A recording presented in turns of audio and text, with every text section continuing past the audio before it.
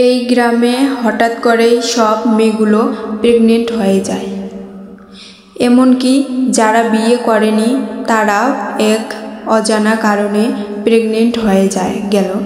পুরো গ্রামবাসী ভাবনায় পড়ে যায়। ওই দিন সকাল 10টায় তাদের গ্রামে একটা ফেস্টিভ্যালের আয়োজন করেছিল, কিন্তু কিছুক্ষণ পরে ওই গ্রামের সমস্ত মানুষ অজ্ঞান হয়ে পড়ে। এমনকি ওখানে থাকা পশু পাখিরাও জ্ঞান হারিয়ে রাস্তায় যেখানে সেখানে পড়ে থাকে। মুহূর্তের মধ্যেই সারা দেশ জুড়ে এই খবর ছড়িয়ে পড়ে। আর তাদের গ্রামে তখন এই ঘটনা ইনভেস্টিগেশন করার জন্য পুলিশ চলে আসে। যদি কেউ ওই গ্রামের সীমানার ভেতরে ঢুকতে চায় তখনই সে অজ্ঞান হয়ে যায়। সেজন্য তাদের ওখানে সুজার নামে একজন সায়েন্টিস্টকেও পাঠানো হয়। আর তাদের গ্রামের হসপিটালের ডাক্তার এলেন শহর থেকে এসে দেখে যে সমস্ত মানুষ অজ্ঞান হারিয়ে পড়ে রয়েছে। তবে এই ঘটনা আসলে কেউ বুঝতে পারে না। যখন ঠিক বিকেল 4টা বাজে, ঠিক তখনই তাদের সমস্ত মানুষজন সবাই আবার জ্ঞান ফিরে পায়। আর এরপর পরিস্থিতি স্বাভাবিক হয়ে গেলে কয়েকটা দিন পেরিয়ে যায়।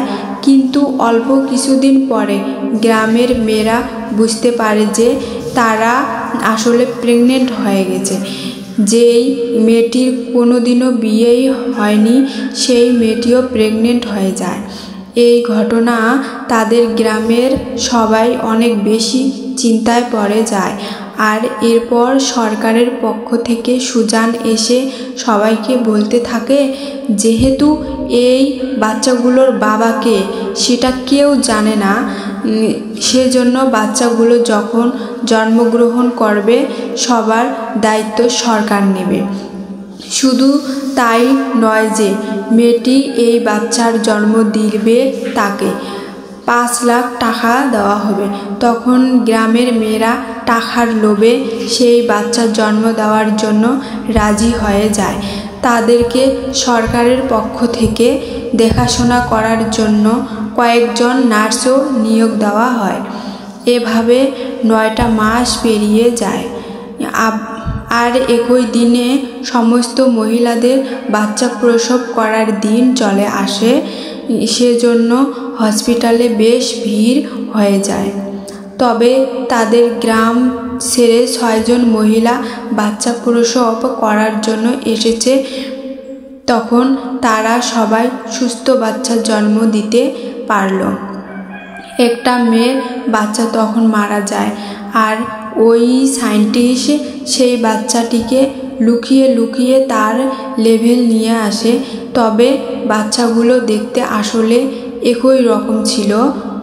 তাদের সবার চুলের কালার সোনালি রঙের ছিল আর চোখের কালার অনেকটা গাঢ় সবুজ রঙের ছিল এবং তা সব সময় জ্বল করত।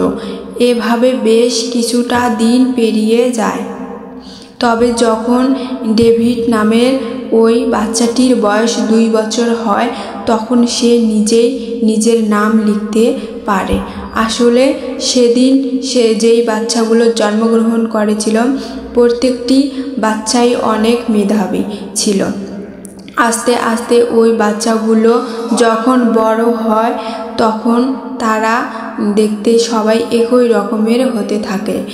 একদিন যখন একটা বাচ্চার মা তার জন্য স্যুপ রান্না করেছিল তখন ওই বাচ্চা মেয়েটির তার চোখ দিয়ে তার মাকে হিপনোটাইজ করে গরম পানির ভিতর তার মায়ের হাত ডুবিয়ে দেয়। কেননা তার মা তাকে যে স্যুপ খেতে দিয়েছিল ওটার অনেক বেশি গরম ছিল। সে রাগ করে তার মায়ের হাত পুড়িয়ে দেয়। যখন তাকে হসপিটালে নিয়ে যাওয়া হয় তখন ডাক্তার এলেন তাকে জিজ্ঞেস করে, তোমার হাত কিভাবে পুড়ে গিয়েছে? কিন্তু আসলে ওই মহিলাটি কোনো কিছুই বলতে পারে না। আর এর কয়েকদিন পরে দেখা যায় যে ওই মহিলাটি নিজেকে নিজেই পানির ভিতরে লাফ দিয়ে শেষ করে দিয়েছে। এখন তাদের গ্রামে মাঝে মাঝে এমন ধরনের অদ্ভুত এক ঘটনা ঘটতেই থাকে। এভাবে আরও 5টা বছর পেরিয়ে যায়। তবে এখন সেই বাচ্চাগুলো মোটামুটি সবাই অনেক বড় হয়ে গেছে। তারা যখন স্কুলে যায় সবাই তখন জোড়ায় জোড়ায় একই সাথে স্কুলে যেতে থাকে। আর তারা তখন অন্যান্য যাদের সাথে একদমই মেলামেশা করে না। তাদেরকে দেখে মনে হয় তারা জোড়ায় জোড়ায় এই পৃথিবীতে জন্মগ্রহণ করেছে আর একজন আরেকজনের অন্য দিন ধরে হয়। তবে ডেভিড নামে সেই ছেলেটি সবসময় একা থাকে, কেননা তার সাথে মেয়েটি তো অনেক আগেই মারা গিয়েছে। তবে একদিন একটা মেয়ের চোখের ডাক্তার দেখানোর জন্য হসপিটালে নিয়ে যাওয়া হয়। তখন ভুলবশত ডাক্তার তার চোখের একটু ব্যথা দিয়ে দেয়। মেয়েটি তখন চোখের ব্যথা পাওয়ার সাথে সাথে অনেক বেশি রাগ করে। ওই ডাক্তারকে হিপনোটাইজ করে নিজের কন্ট্রোলে নিয়ে আসে এবং তার চোখের ভেতরে একাই ড্রপ দিয়ে দেয়।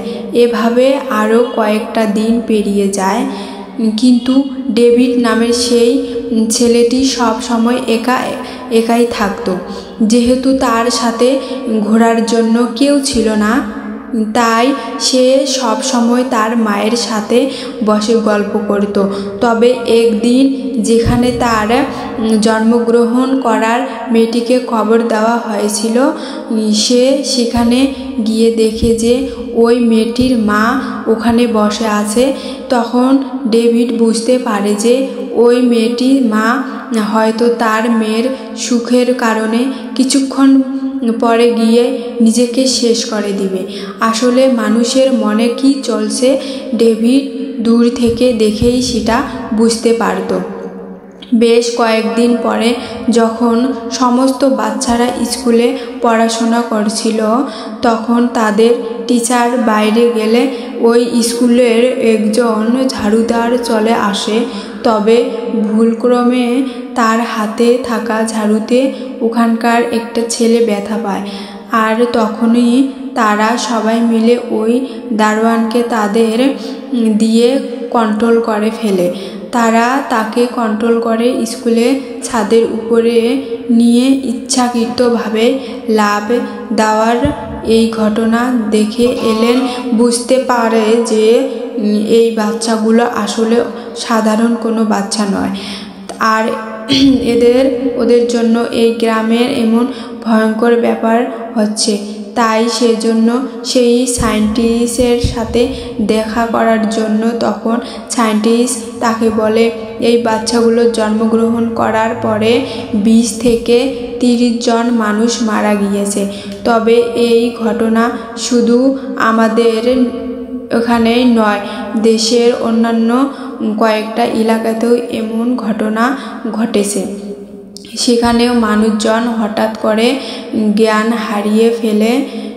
আর এরপর যখন তাদের জ্ঞান ফিরে পায় তখন দেখা যায় যে ওই গ্রামের মেয়েগুলো প্রেগনেন্ট হয়ে গেছে। তবে আমার মনে হয় এগুলো হয়তো এলিয়েনের বাচ্চা। এরপর সে তাকে লেভেলে নিয়ে সেই দিনের মরে যাওয়া বাচ্চাটিকে দেখায়। তবে ডাক্তার এলেম তার ওই কথায় বিশ্বাস করে না। তখন সায়েন্টিস্ট তাকে বোঝাতে থাকে যে তুমি সব সময় ওই বাচ্চাগুলো সাবধানে থাকবে, কেননা ওই বাচ্চাগুলো মানুষের মনে কি চলছে সেটা তারা পড়তে পারে। তবে যেভাবেই হোক না কেন আমাদের দুজনকেই ওই বাচ্চাগুলোর হাত থেকে এই গ্রামের মানুষজনকে বাঁচাতে হবে। তবে তার আগে অবশ্যই মৃত্যু বাচ্চাটির শরীর নিয়ে আমাকে গবেষণা করতে হবে। এলিয়েন এসব কথা শুনে বাড়িতে ফিরে আসে। যেহেতু তাদের বাসায় একটা বাচ্চা ছিল, তখন ওই বাচ্চাটি তাকে বলতে থাকে যে আমি এখন থেকে আর ওই বাড়িতে থাকবো না, আমি বরং আমার বন্ধুদের সাথে থাকবো। এলেন তখন তাকে কোনো কিছুই বলে না, আর মেয়েটি তখন ওখান থেকে অন্য আর একটা জায়গায় চলে যায়। বাকি সমস্ত বাচ্চারা তখন তাদের বাড়ি থেকে একে একে করে চলে আসে। তবে ডেভিড যখন চলে যেত তখন তার মা তাকে না যাওয়ার জন্য বলে, কিন্তু ডেভিডের তখন তার মায়ে বলে আমি চাইলেও তোমাদের সাথে থাকতে পারবো না, এখন থেকে আমাকে ওদের সাথেই থাকতে হবে। কিছুক্ষণ পরে ওই বাচ্চাদের মধ্যে থেকে একজন বাবা এসে তার মেয়েকে নিয়ে যাওয়ার জন্য, কিন্তু বাকি সমস্ত বাচ্চারা তখন পাওয়ার ইউজ করে ওই লোকটিকে গাড়িতে তুলে অ্যাক্সিডেন্ট করিয়ে দেয়। আর এর কিছুক্ষণ পরে সায়েন্টিস্ট এসে এলেনকে বলে ওই বাচ্চাগুলো আসলে খুবই ভয়ঙ্কর, তাই ওদেরকে মেরে ফেলার জন্য সরকার সেনাবাহিনী পাঠিয়েছে। তখন এলেন ওই বাচ্চাগুলোর কাছে, সে তাদের বোঝাতে থাকে যে তোমরা মানুষজনের ক্ষতি করো না, ভালো করছো, কিন্তু বাচ্চাগুলো আসলে তা কোনো কথাই শুনতে চায় না। তখন নিরুপায় হয়ে সে ওখান থেকে চলে যায়। আর পরের দিন একজন লোক এসে দূর থেকে বন্দুক নিয়ে দিয়ে একটা বাচ্চাকে মারতে চায়, কিন্তু তখনই সেই লোকটি তাদের কাছে ধরা পড়ে যায়। তখন ওই সমস্ত বাচ্চাগুলো তাদের পাওয়ার ইউজ করে ওই লোকটিকে নিজের বন্দুক দিয়ে নিজেই মেরে ফেলে। এই ঘটনা সারা গ্রামবাসী সবাই অনেক বেশি আতঙ্কিত হয়ে যায়। তাই তারা সবাই মিলে রাতের বেলায় মশাল হাতে বাচ্চাগুলোকে মারার জন্য আসে। একজন মহিলা ওই বাচ্চাগুলোকে গালাগালি করতে থাকে, আর তখন বাচ্চাগুলো তাদের পাওয়ার দিয়ে ওই মহিলার হাতে থাকা মশালটি দিয়ে নিজের শরীরে নিজের আগুন ধরিয়ে দেয়। এখন পুরো গ্রামে একটা ভয়ঙ্কর অবস্থার সৃষ্টি হয়ে যায়। তাই পরের দিন ওখানে সেনাবাহিনী চলে আসে তাদেরকে মারার জন্য, কিন্তু সেই বাচ্চাগুলো তাদেরকেও কন্ট্রোল করে নিজেদের ভেতর মারামারি লাগিয়ে দেয়। এখন তো আসলে ওই বাচ্চাগুলো কন্ট্রোল করাই অসম্ভব হয়ে পড়ে, কিন্তু তখন ডাক্তার এলেন ওই বাচ্চাগুলোকে যেভাবে হোক না কেন মেরে ফেলতে চায়। তাই সে বাচ্চাগুলোকে একটা ক্লাস নেওয়ার তাদেরকে অন্য আরেকটা রুমে নিয়ে আসে, আর সে তার হাতে করে একটা সুই কেস, কেননা ওই সুই কেসের ভেতর বোমা রাখা ছিল। কিন্তু দ্রুত সবগুলো বাচ্চা শয়তান হলেও তাদের মধ্যে ডেভিড নামের ওই ছেলেটি খুবই ভালো ছিল, তাই তার মা চাচ্ছিল না আসলে তাদের সাথে ডেভিডকেও মেরে ফেলা হোক। এলেন তখন খুবই চালাকি করে ডেভিডকে বাইরে বের করে দেয়, কিন্তু কিছুক্ষণ পরে ওই বাচ্চাদের মধ্য থেকে একটা মেয়ে এলেনের এই প্ল্যান বুঝতে পারে। তবে যখন তারা বাইরে বের হতে যাবে আর ঠিক তখনই ওখানে বোমাগুলো ব্লাস্ট হয়ে যায়, আর একসাথে এলেন ওই বাচ্চাগুলো মারা যায়। আর এভাবে ওই গ্রামবাসী সবাই এলিয়েনের এই বাচ্চাগুলো হাত থেকে রক্ষা পায়। তবে বাচ্চাগুলোকে এভাবে মেরে ফেলা ঠিক হয়েছে কিনা অবশ্যই কমেন্টে জানাবেন।